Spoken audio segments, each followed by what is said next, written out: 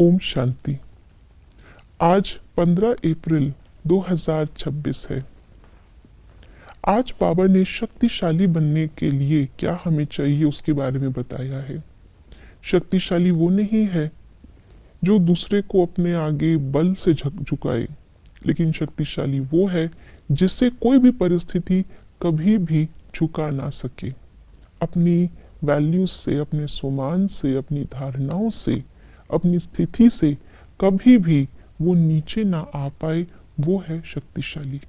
और उसके लिए हमें क्या चाहिए, आइए जानते हैं आज के बाबा के अव्यक्त इशारों से। मधुरता ही महानता है। इससे मन और मुख का कड़वापन समाप्त हो जाता है।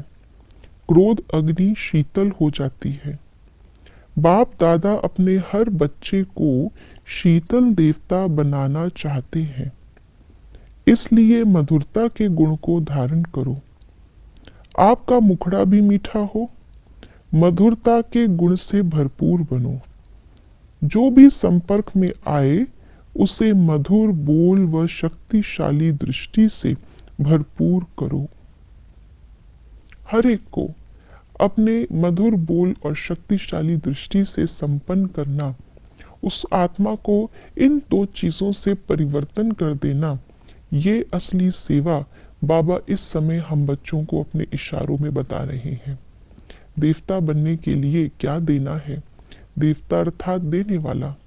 आज बाबा ने कहा हमारे सारे बच्चे बाबा के कौन से देवता बन जाएं?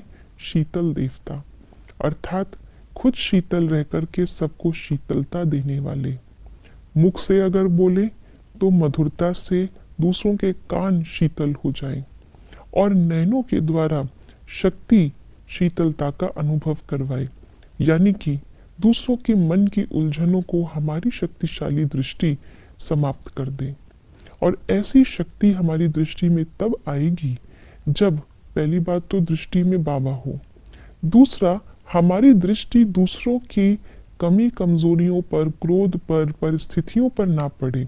हमारी दृष्टि हमेशा हमारी और दूसरों की अच्छाइयों पर रहे। बाबा ने जो मुझे ज्ञान की बातें बताई हैं, तीसरे नेत्र से मैं इस ड्रामा के अंदर वो चल रहे सीन्स को ज्ञान की उस दृष्टि से देखती रहूं, जिससे मेरी स्थिति कभी भी नीचे ना आए। जैसे आज बाबा ने एग्जाम्पल दिया कि अगर दूसरे के अंदर कड़वापन दिखाई दे रहा है तो मेरी मधुरता की स्थिति इतनी शक्तिशाली हो कि उसका कड़वापन मुझे कड़वा ना बना दे, लेकिन मेरी मधुरता उसके कड़वेपन को भी समाप्त कर दे। दूसरे के अंदर अगर क्रोध अग्नि दिखाई दे रही है तो मेरी दृष्टि उसकी क्रोध अग्नि पर नहीं, लेकिन बाबा से मिल रही मुझे शांति की शक्ति पर हो, जो मैं उसको अपनी दृष्टि से अनुभव करा सकूं। इसीलिए बाबा कहते हैं पुरानी दुख की दुनिया को देखते हुए भी नहीं देखो।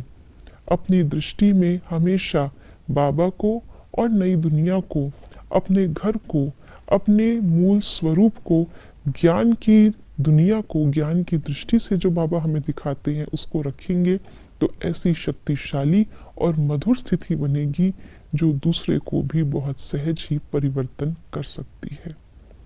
ओम शांति।